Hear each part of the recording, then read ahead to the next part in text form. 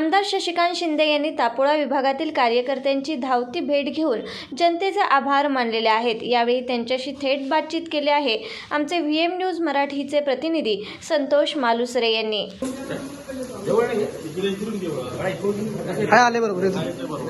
नमस्कार, मी आहे संतोष मालुसरे। सध्या मी तापोळामध्ये आहे। विधान परिषदेचे आमदार आदरणीय शशिकांत शिंदे साहेबांना मतदान झाल्यानंतर कार्यकर्त्यांच्या आभार मानण्यासाठी या ठिकाणी तापोळा या ठिकाणी आलेला आहे। खरं तर तुमचा पराभव झाला असला तरी तुमच्या आज चेहऱ्यावर आनंद तुमचा गेलेला नाही, कारण एवढं आव्हान मोठं असताना तुम्ही 13 फेऱ्या आघाडीवर होता आणि खरं तर सर्वांना असं वाटलं होतं की आपला विजय निश्चित आहे, परंतु पराभवला न खचता कार्यकर्त्यांना परत एकदा ताकद देण्याचं काम करताय। आपली प्रतिक्रिया। फार मोठी ताकद दिली।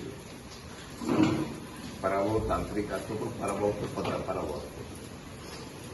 ही फार मोठी शक्ती या निवडणुकीला माझ्या विरुद्ध वापरण्याचा प्रयत्न झाला। सर्वसामान्य लोक, विशेषतः तापोळ्यासारख्या दुर्गम भागातील लोकांनी सुद्धा, पाटण परिसराच्या लोकांनी सुद्धा साथ दिली सगळ्या, आणि म्हणून त्यांचं उत्तराही म्हणून माझं खरं म्हणलं तर या लोकांचं माझ्या फार प्रेम आहे। मी जेव्हापासून आमदार झालो तेव्हापासून तापोळा विभागातल्या या तांदाटी खोऱ्यामधल्या, हिंदी खोऱ्यामधल्या सर्व जनतेने 105 गावांनी माझ्या पाठीमागे सातत्याने जी कदमांच्या नंतर सातत्याने माझ्यावर प्रेम केलेलं आहे। आणि मला वाटतं की मी असा माणूस आहे की ज्यांनी निवडून आलो किंवा न, परंतु लोकांनी केलेल्याचा आभार मानणं गरजेचं आहे। आज मला येत असताना बघितलं मी की पाऊस होता, प्रचंड पाऊस आहे, लोक गाड्या आणि ह्याच्यातून पण अडकलेली आहेत, बोटी अडकलेल्या आहेत, त्यामुळे येऊ शकले नाही। आणि प्रमुख कार्यकर्ते सगळे उपस्थित राहिलेले आहेत। विशेषतः आज बऱ्याच ठिकाणी धरण कोसळलेले आहे, त्यामुळे रस्ते वाहतूक बंद झालेली आहे।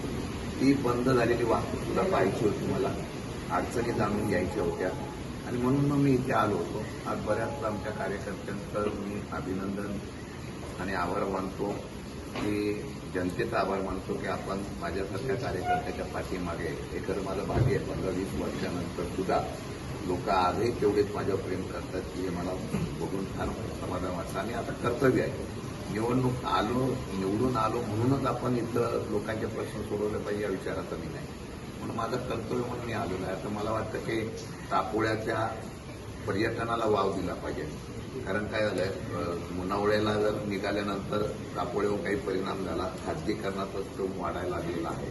त्यामुळे या गोष्टीतून आता तापोळ्याला मागे मी असताना ज्या पद्धतीने तिथं संरक्षण भिंत आणि त्याप्रमाणे बोटीचे धक्के वगैरे अशा प्रकारचा प्रस्ताव दिला होता, आणि इथं टुरिझम वाढावं म्हणून आता काय केलं पाहिजे याची पण प्राथमिक चर्चा मी केलेली आहे। जेणेकरून माझं म्हणणं आहे की नाईट सफारी वगैरे अशा प्रकारचे नवीन पद्धत प्रयोग जर झाले तर तापोळ्यामध्ये राहणाऱ्या लोकांची संख्या वाढू शकते, आणि त्या असलेल्या ह्या सर्व गोष्टीमध्ये हॉटेलमध्ये काही बदल करायचे वगैरे, तर आता पुढच्या वेळा येऊ तर हॉटेलच्या सगळ्या प्रमुखांची बैठक करून त्यांच्या सूचना लक्षात घेऊन पुढे जाण्याचा प्रयत्न करेल। या ठिकाणी काम केल्यानंतर जे काय आशीर्वाद मिळतात पुढची प्रेरणा असेल, मी इथं आलो होतो।